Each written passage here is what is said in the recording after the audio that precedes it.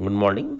जैसा कि आपको हम अकाउंट सब्जेक्ट के बारे में बताएं, कुछ इंपॉर्टेंट क्वेश्चंस ऑब्जेक्टिव जिसको आप ध्यान से सुन रहे होंगे, और नहीं सुन रहे हो तो बार बार सुन लेंगे इसको 2-3 बार, जिससे आपको फ़ायदा होगा। ठीक है। अब आपको नेक्स्ट टॉपिक जो बताने वाले हैं, नेक्स्ट चैप्टर सब्जेक्ट, वो BST का है, बिजनेस स्टडी। तो बिज़नेस स्टडी में, ये बिज़नेस स्टडी में सबसे इम्पॉर्टेंट वर्ड होता है कि बिज़नेस होता क्या है सर।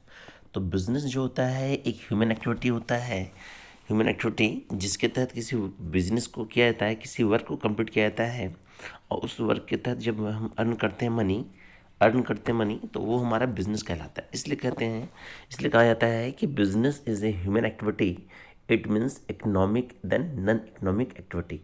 मतलब व्यवसाय एक मानवीय क्रिया है जिसके अंतर्गत आर्थिक और गैर आर्थिक क्रियाओं को संपन्न किया जाता है, तो हमारा वो बिजनेस कहलाता है। गुड। तो बिजनेस जो होता है ये 2 एक्टिविटी का होता है, एक इकोनॉमिक और एक non economic activity. Economic activity का मोटिव होता है टू अर्न प्रॉफिट, और नॉन इकोनॉमिक एक्टिविटी का मोटिव होता है सोशल डेवलपमेंट। तो इसके तहत जब बिजनेस हम करते हैं तो इकोनॉमिक एक्टिविटी जो होता है वो 3 प्रकार का होता है। एक होता है बिजनेस, दूसरा होता है आपका प्रोफेशन, और तीसरा होता है एम्प्लॉयमेंट। जैसा कि बिजनेस तो आप जानते हैं कि प्रॉफिट अर्न करने के लिए जो वर्क करते हैं वो हमारा बिजनेस कहलाता है, और प्रोफेशन मतलब होता है कि जब अपने नॉलेज का यूटिलाइज करके अर्न करते हैं इनकम, तो हमारा वो बिजनेस कहलाता है। गुड। एम्प्लॉयमेंट जो होता है इसके अंतर्गत जब किसी व्यक्ति द्वारा किसी दूसरे के अंदर कार्य करते हैं और उसके बदले में जो अर्न करते हैं इनकम या सैलरी, वो हमारे लिए रोजगार कहलाता है, एम्प्लॉयमेंट कहलाता है। और नॉन इकोनॉमिक एक्टिविटी जो होता है वो एक्टिविटी होता है कि जिसके तहत हम समाज का डेवलपमेंट करते हैं, वो हमारा नॉन इकोनॉमिक एक्टिविटी होता है। तो बिजनेस स्टडी के तहत आपको चैप्टर पढ़ना है इंट्रोडक्शन ऑफ बिजनेस, आपको पढ़ना है बिजनेस ऑर्गेनाइजेशन, आपको पढ़ना है sole trade, partnership, company, joint Hindu family. Business service के तहत आपको बैंक पढ़ना है, इंश्योरेंस पढ़ना है, कम्युनिकेशन पढ़ना है। गुड। और आपका बहुत सारे चैप्टर्स हैं, ठीक है। तो उससे रिलेटेड आपको कुछ ऑब्जेक्टिव क्वेश्चन बता रहे हैं जिसको आप ध्यान सुनेंगे। गुड। तो क्वेश्चन नंबर 1 बोला है कि the economic activity in which people work for other and get remunerated in return is no. इसका मतलब हो गया है कि वह आर्थिक क्रिया जिसमें लोग नियमित रूप से दूसरे के लिए कार्य करते हैं और बदले में पारिश्रमिक प्राप्त करते हैं, तो उसे कहते हैं। इसका मतलब हो गया कि कोई व्यक्ति किसी दूसरे अंदर कार्य करता है और जो अर्न करता है इनकम, वो उसके लिए क्या कहलाता है, वो उसके लिए रोजगार कहलाता है। जैसा कि अभी बताए थे कि इकोनॉमिक एक्टिविटी 3 होता है, पहला होता है बिजनेस, दूसरा होता है प्रोफेशन, और तीसरा होता है एम्प्लॉयमेंट। तो ये एम्प्लॉयमेंट बिजनेस के तहत ही होता है हमारा। सेकंड क्वेश्चन हमारा है the essential for getting success in business is, व्यवसाय में सफलता पाने के लिए आवश्यक है कुशल व्यवसायिक संगठन। ये कुशल व्यवसायिक संगठन क्या होता है कि जब बिजनेस को आप कर रहे होते हैं और आपके मेंबर द्वारा जो वर्क को कंप्लीट करते हैं उनमें ऑर्गेनाइजेशन होता है, तो वो क्या होता है, हमारा वर्क डेवलप कर पाता है, मतलब बिजनेस को ग्रोथनेस मिलता है। थर्ड क्वेश्चन हमारा है which of the broad category of industry cover by refinery and sugar mill. कहने मतलब है तेल शोधक कारखाने और चीनी मिल उद्योग किस श्रेणी में आते हैं, तो ये आपका सेकेंडरी उद्योग में आते हैं, सेकेंडरी के तहत आते हैं। थर्ड क्वेश्चन है कि कॉमर्स इंक्लूड, अर्थात वाणिज्य में सम्मिलित किया जाता है व्यापार एवं सहायक व्यापार में सहायक क्रियाएं, trade and aids to trade. Good. जैसा कि हम बार बताते हैं कॉमर्स क्या है, commerce is related to business, same वही बात हमारा है। अगला क्वेश्चन है what is the characteristics of sole trade business. कहने मतलब है एकाकी व्यापार की विशेषता इनमें से क्या है, तो इसका आंसर होगा आपका सोल्ड मैनेजमेंट, एकाकी प्रबंध। जैसा कि आप जानते हैं कि सोल ट्रेड बिजनेस जो होता है ये बिजनेस ऑर्गेनाइजेशन का पहला पार्ट होता है, और इसके अंतर्गत एक व्यक्ति द्वारा कभी भी कहीं भी किसी भी समय किसी प्रकार का व्यवसाय स्टार्ट किया जाता है बिजनेस, तो उसके लिए वो सोल ट्रेड कहलाता है। इसके तहत बिजनेस में सेक्रेसी का होना बहुत इंपॉर्टेंट है, गोपनीयता बहुत इंपॉर्टेंट करता है इस बिजनेस में। इस बिजनेस का ऑनर एक ही व्यक्ति होता है जो कभी भी कहीं भी किसी प्रकार का बिजनेस स्टार्ट कर सकता है। थर्ड क्वेश्चन हमारा है, नेक्स्ट क्वेश्चन हमारा है membership in joint family business is acquired, membership in joint family business is required. कहने मतलब है कि संयुक्त हिंदू परिवार विषय में सदस्यता प्राप्त होती है जन्म के साथ, मतलब जैसे ही जन्म लेता है तो ये बिजनेस में उसका मेंबर बन जाता है। जैसा कि आपको जॉइंट हिंदू बिजनेस बताए थे कि एक ऐसा बिजनेस होता है जिसमें हिंदू परिवार के लोग मिलकर इस बिजनेस को प्रारंभ करते हैं। इसको एक तरह से हम कह सकते हैं कि ये एक पुरानी प्रथा के तहत होता था, इसको हम खानदानी बिजनेस कह सकते हैं, जिसमें पहले क्या होता था, पहले होता था यदि कुछ सुनार है तो उसका जनरेशन को जन्म होता था तो सुनार बनता था, मतलब वो जन्म के साथ ही उस बिजनेस का मेंबर बन जाता था। गुड। इस बिजनेस को कंट्रोल करने वाला जो होता था घर का मुखिया होता था, जैसा बता चुके हैं क्लास में आपको। नेक्स्ट क्वेश्चन हमारा है the minimum number of member is cooperative society is the minimum number of member in cooperative society is, कहने मतलब है सहायक संगठन में सदस्यों की न्यूनतम संख्या कितनी होती है। तो जैसा कि बता चुके हैं इसकी संख्या 7 होती है। अगला क्वेश्चन है registration of joint stock company is registration of A joint stock company is, कहने मतलब है कि संयुक्त पूंजी वाली कंपनी का पंजीयन है अनिवार्य, क्योंकि बिना रजिस्ट्रेशन का कोई बिजनेस हमारा स्टार्ट चल नहीं सकता है। कंपनी के लिए तो इंपॉर्टेंट है रजिस्ट्रेशन। रजिस्ट्रेशन होता है कि उसमें आपको गवर्नमेंट द्वारा एक नंबर मिलता है जिसके आधार पे आप प्रोडक्ट को तैयार करके और रजिस्ट्रेशन नंबर शो करते हैं। नेक्स्ट क्वेश्चन हमारा है which is the most stable form of business organization, which is the most stable form of business organization. तो इसका मतलब है व्यवसायिक संगठन का कौन सा स्वरूप सबसे स्थायी होता है, फिक्स होता है। Joint stock company. Good. Next question हमारा है which is an example of government company, which is an example of government company, इनमें से कौन सा एक सरकारी कंपनी का उदाहरण है। सेल, BSNL हो सकता है, मतलब जिसपे सिर्फ गवर्नमेंट का ही अधिपत्य होता है, मतलब अधिकार होता है। नेक्स्ट क्वेश्चन हमारा है the scope of multinational company is, बहुराष्ट्रीय कंपनी का क्षेत्र है। गुड। इंटरनेशनल। गुड। अगला क्वेश्चन हमारा है internet is used in, internet का प्रयोग कहाँ होता है। तो आज की डेट में मॉडर्न युग में बिना इंटरनेट का कोई वर्क स्टार्ट होता ही नहीं है। तो कह सकते हैं कि इसका प्रयोग हर क्षेत्र में होता है। आपको आंसर दे दिए हैं, library, university, business and all sector भी कह सकते हैं। बिना इंटरनेट का किसी भी बिजनेस क्षेत्र में डेवलपमेंट नहीं है। नेक्स्ट क्वेश्चन हमारा है the period of fire insurance is, अग्नि बीमा की समय अवधि होती है 1 साल। यदि कोई व्यक्ति इंश्योरेंस के तहत फायर इंश्योरेंस करवाता है तो उसका लिमिटेड टाइम जो होता है वो 1 ईयर होता है। नेक्स्ट क्वेश्चन हमारा है maximum rate of interest is received on, maximum rate of interest is received on, ब्याज का सर्वाधिक दर मिलता है फिक्स्ड डिपॉजिट। जैसा हम बता चुके हैं कि बैंक का जो फंक्शन होता है उसमें फंक्शन पहला होता है डिपॉजिट। डिपॉजिट 4 होता है, एक होता है फिक्स, दूसरा होता है करंट, तीसरा होता है हमारा सेविंग अकाउंट और चौथा होता है बॉक्स अकाउंट। तो सबसे ज़्यादा जो रेट मिलता है वो फिक्स अकाउंट मिलता है, क्योंकि फिक्स के तहत जो होता है लॉन्ग टाइम के लिए अमाउंट जमा किया जाता है, जिस कारण बैंक द्वारा इंटरेस्ट ज़्यादा दिया जाता है। नेक्स्ट क्वेश्चन हमारा है e commerce has made scope of business, e commerce व्यवसाय के क्षेत्र को बनाता है इंटरनेशनल, इलेक्ट्रॉनिक कॉमर्स कर देते हैं इसको आप। गुड। क्योंकि बिजनेस को ग्रो करता है और इंटरनेशनल रूप में बिजनेस चलता है हमारा। नेक्स्ट क्वेश्चन हमारा है social responsibility of an entrepreneur is, social responsibility of an entrepreneur is, उद्यमी का सामाजिक उत्तरदायित्व होता है, उद्यमी का सामाजिक उत्तरदायित्व होता है सरकार के प्रति, टूवर्ड गवर्नमेंट। अब प्रश्न उठता है ये एंटरप्रेन्योर होता क्या है सर। एंटरप्रेन्योर जो होता है एक ऐसा पर्सन होता है जो अपने नॉलेज के आधार पे, अपने सेंस के आधार पे किसी वर्क को कंप्लीट करता है, वो एंटरप्रेन्योर होता है, और वो जो वर्क कंप्लीट करता है वो एंटरप्रेन्योरशिप कहलाता है। गुड। नेक्स्ट क्वेश्चन हमारा है in which type of insurance in human life is insured, in which type of insurance in human life is insured, मानव जीवन का बीमा निम्न में किससे होता है। बेसिकली इसका आंसर होता है लाइफ इंश्योरेंस, जीवन बीमा।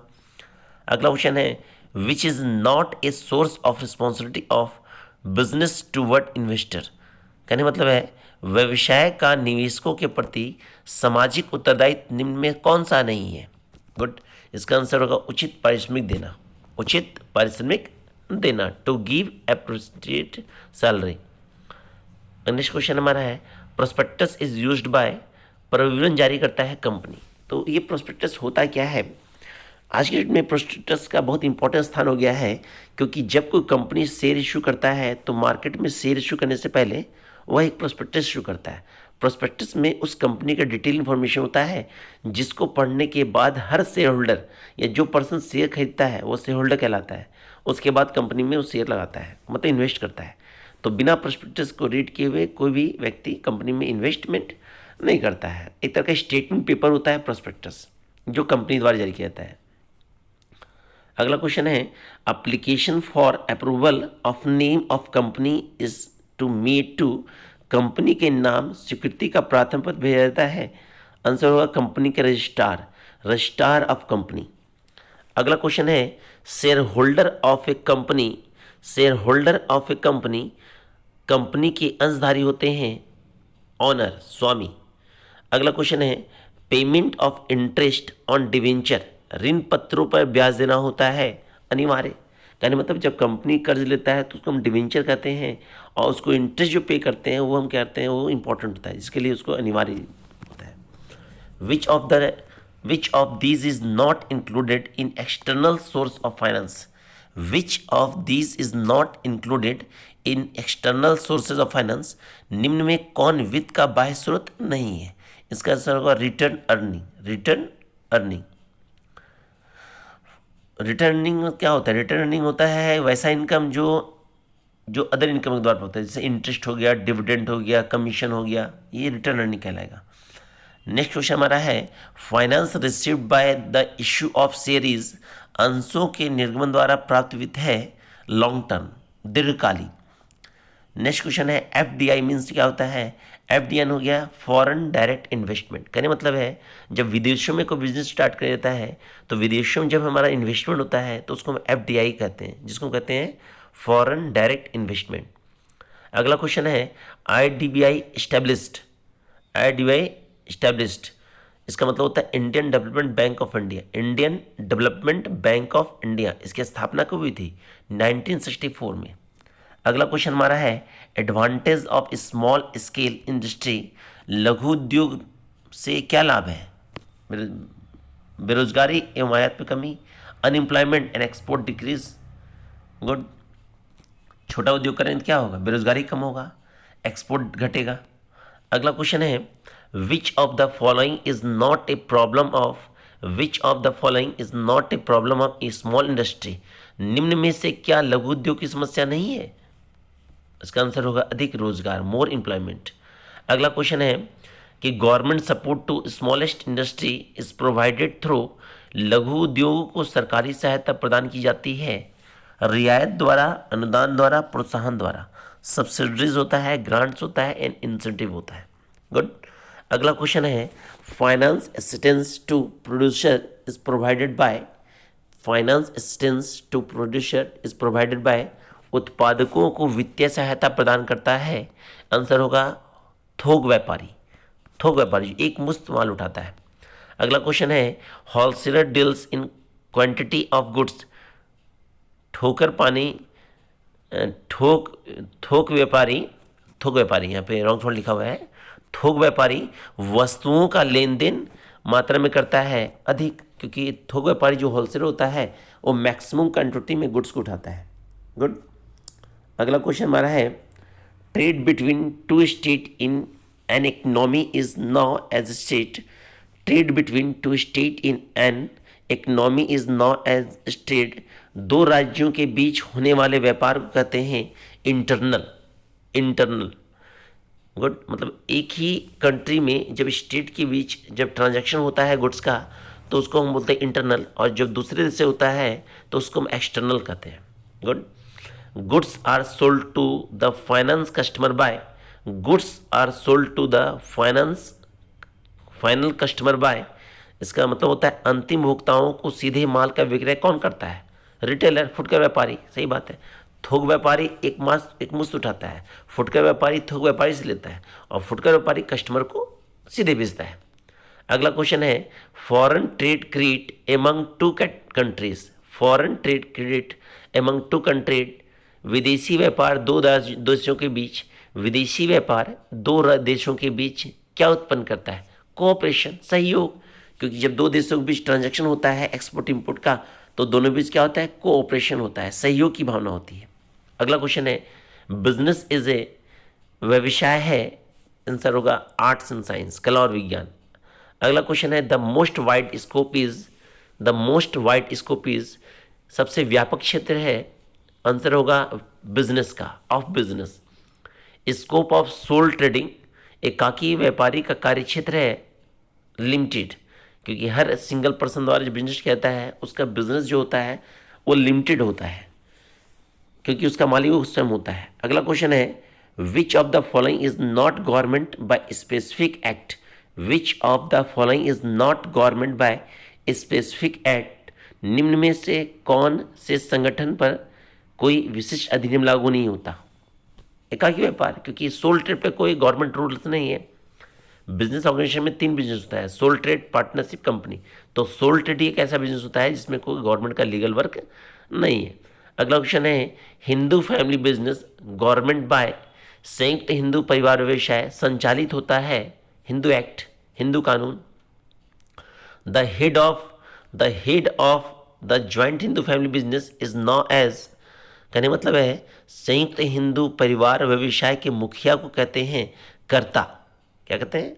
कर्ता, जो घर का मेन पर्सन होता है। नेक्स्ट क्वेश्चन है registration of cooperative society is सहकारी समिति का पंजीयन कराना है, आंसर होगा अनिवार्य, कंपल्सरी। अगला क्वेश्चन है the most important document of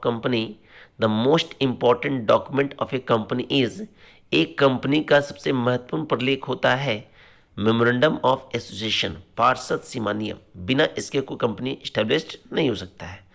अगला क्वेश्चन है equity share holder ordinary have, समता अंशधारियों को साधारणता, आंसर होगा वोट देने का पूर्ण अधिकार होता है, फुल वोटिंग राइट। अगला क्वेश्चन है इन ए प्राइवेट इंटरप्राइजेज ऑडिट इज, निजी फर्मों का अंकेक्षण कराना है, अनिवार्य। अगला क्वेश्चन है इन डिपार्टमेंटल इंटरप्राइजेज इज, विभागीय फर्मों में होती है, आंसर है सेवा भावना, गोपनीयता, सर्विस मोटिव, सेक्रेसी। अगला क्वेश्चन है the scope of multinational company बहुराष्ट्रीय कंपनी का क्षेत्र है, आंसर होगा इंटरनेशनल। नेक्स्ट क्वेश्चन हमारा है maximum rate of interest allowed on, सबसे अधिक दर से ब्याज मिलता है फिक्स्ड डिपॉजिट अकाउंट, पहले बता चुके आपको हम। ओवरड्राफ्ट फैसिलिटी इज अवेलेबल, अधिविकर्ष की सुविधा उपलब्ध है करंट अकाउंट में। Internet started in India Bharat में इंटरनेट का प्रारंभ कब हुआ था? 1987। फ्रेज ऑफ ईमेल के चरण है 6, कितना है? 6। अगला क्वेश्चन है रॉ मटेरियल और finish goods are kept safe at, कच्चा तथा तैयार माल सुरक्षित रखा जाता है वेयर हाउस, भंडारगिरी, जिसको हम कोल्ड स्टोर कर सकते हैं। अगला क्वेश्चन है bonded warehouse are situated at, बंधक भंडारगृह स्थित होते हैं, आंसर होगा बंदरगाह क्या होता है सर? जहाँ पे समुद्र के द्वारा जब माल उतरता है तो उस जगह को हम कहते हैं बंदरगाह। अगला क्वेश्चन है future of A E business in India is, Bharat में ई बिजनेस का भविष्य है ब्राइट, उज्जवल। अगला क्वेश्चन है एस्टैब्लिश्ड ऑफ ई कॉमर्स का आविष्कार कब हुआ? आंसर होगा 1970। Shareholder of a company are, company के अंशधारी होते हैं, आंसर होगा स्वामी। अगला क्वेश्चन है debenture holder of a company are, company का ऋण पत्रधारी होता है क्रेडिटर, लेनदार। The kinds of share are, अंशों के प्रकार होते हैं 2, एक होता है प्रेफरेंस शेयर और एक होता है equity share. Share there 2 types, preference share then second equity share. Finance received on the issue of share is, अंशों के निर्गमन पर प्राप्त वित्त है लॉन्ग टाइम। अगला क्वेश्चन है storing of goods is done by वस्तुओं के संग्रहण का काम करता है होलसेलर, क्योंकि वह क्या करता है, गुड्स को एक ही जगह जमा करता है मैक्सिमम क्वांटिटी में। More credit sale are done by, more credit sale are done by, अधिक मात्रा में उधार बेचने वाला क्या कहलाता है, होलसेलर, थोक व्यापारी। अगला क्वेश्चन है departmental store are, departmental store are most popular in, विभागीय भंडार सर्वाधिक लोकप्रिय है, आंसर होगा अमेरिका, आंसर होगा अमेरिका। अगला क्वेश्चन है mate's receipt is issue by, कप्तान की रसीद निर्मित करता है, कप्तान की रसीद, कप्तान को रसीद निर्मित करता है, आंसर होगा जहाज का कप्तान, captain of ship. Indent is, indent होता है रिटेन, इंडेंट क्या होता है, रिटेन होता है। अगला क्वेश्चन है which of the following is not an economic activity, which of the following is not an economic activity, answer होगा निम्न में कौन सी आर्थिक क्रिया नहीं है, समाज सेवा। Number of partnership firm 2, maximum number of partnership firm 50, minimum number of private company 2, maximum number of private company 200, minimum number of government company 7, the minimum number of cooperative society 10, cooperative society is passed in, cooperative society is passed in 1912, the account on which interest is not allowed is, the account on which interest not allowed in, ब्याज नहीं देने वाला खाता होता है, answer होगा current account, क्योंकि current account के तहत आप रकम को कभी भी जमा कर सकते हैं, कभी भी निकाल सकते हैं। इंटरेस्ट ज़्यादा मिलता है तो फिक्स मिलता है। अगला क्वेश्चन है primary object of insurance is, primary object of insurance is, बीमा का मूलभूत उद्देश्य होता है इमीडिएटली क्षतिपूर्ति, क्षतिपूर्ति मतलब डैमेज को स्वीकार करता है। अगला क्वेश्चन है departmental store is most suitable for, departmental store is most suitable for, विभागीय भंडार सबसे अधिक उपयुक्त है रिच क्लासेस, धनी वर्ग के लिए। How many copies of bill, how many copies of bill of lading are prepared, जहाजी बिल्डिंग के कितनी प्रतियां तैयार की जाती है, जो बिल बनता है उसकी कितनी प्रति तैयार करती है, 4। अगला क्वेश्चन है redemption is issued for, redemption is issued for, शोधन शब्द का प्रयोग किया जाता है डिवेंचर में, किसमें, डिवेंचर में, क्योंकि जब कंपनी कर्ज लेता है तो उसका प्रोसेस जो कहलाता है डिवेंचर कहलाता है, और जब उसको पेमेंट करता है डिवेंचर का तो कहलाता है रिडम्पशन ऑफ डिवेंचर। अगला क्वेश्चन है partnership act was passed in, partnership जो फर्म है वह पास कब किया गया था, 1932, और कंपनी को किया गया था 1956 में, लेकिन अभी हमारा कंपनी एक्ट चल रहा है 2013 एक्ट 2013। गुड। अगला क्वेश्चन है causes of business risk are, causes of business risk are, व्यापारिक जोखिम के कारण है प्राकृतिक, आर्थिक एवं मानवीय कारण, natural, financial and human causes. Good. अगला क्वेश्चन है हमारा फार्मिंग इज, खेती करना है, आंसर होगा बिजनेस, व्यवसाय, क्योंकि इससे भी अर्न होता है। एक किसान क्या करता है, उपजाऊ करता है, बेचता है, तो उससे जो अर्न करता है पैसा उसके लिए बिजनेस कहलाएगा। The liability of all partner is, the liability of all partner is, समस्त साझेदारों का दायित्व होता है अनलिमिटेड।